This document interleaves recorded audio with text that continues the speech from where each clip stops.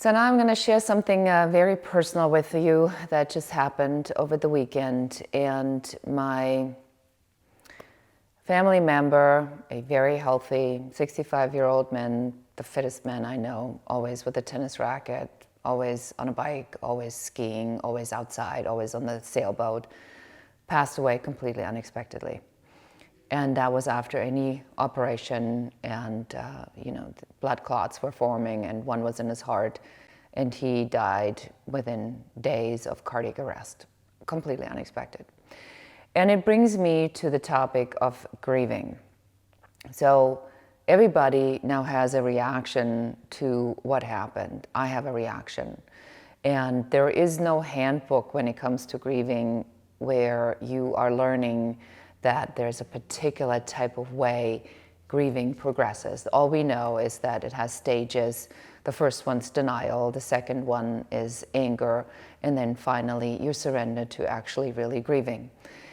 So it is that the mind cannot process what happened, and we not just grieve for the person who has passed away, we also grieve for the people that we care about, that are closest to this person, the children that are now, the two sons that are now not being able to have a father that will be present when they get married, the father that will never meet, their future wives, the father that will never have the grandchildren on his lap or on the sailboat. All of that, just vanished within a day. And so we grieve for the lost opportunity, and we grieve for ourselves. And oftentimes it also brings up things in our own lives that we have not manifested or worked through properly. So I had a conversation with my daughter. And my daughter said, we weren't like really super close, so why do I feel the way I feel? And it is because she doesn't have a relationship with her father, because, as you might know from some of the other videos I've done, he is an alcoholic, and it just became at one point too dangerous, and she had to make a choice to sever the relationship.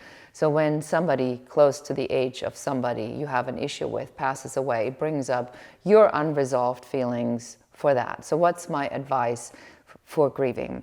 Number one, I've been in the creative industries my entire life. I lost so many people, back when AIDS first came, and there was no drug, no cure, nothing for HIV or AIDS. We lost so many people. It wasn't a question who we were going to, the question was who was going to go. And because I have a very large network of people due to my job, all over the world, I have lost a fair number of people, and the process is always the same. You have to take care of yourself. Don't push it away if you have these feelings of just profound sadness and you can't focus. It feels very much like depression. Don't push it away. Surrender to these moments of despair. And if you want to cry, cry. If you want to crawl in a hole, crawl in a hole. But what's critical about grieving is to really set the time aside to experience this. Because if you don't, it's going to be lingering in your subconscious forever, and it'll going to always be brought up again and again and again. I found with grieving what helps the most is a lot of talking about it, a lot of time taking out for yourself, and go outside. Just being in nature, just seeing a sunset, just going on top of a mountain, going to the beach, going to the lake, being in the water, around the water, just seeing the magnitude and the beauty of what nature has to offer, oftentimes is the one thing that can help you to really nourish your soul and get you back rooted in earth. Because the one thing we know for sure, everybody's going to go and die. That's a guaranteed outcome for all of us. We're all going to go at one point.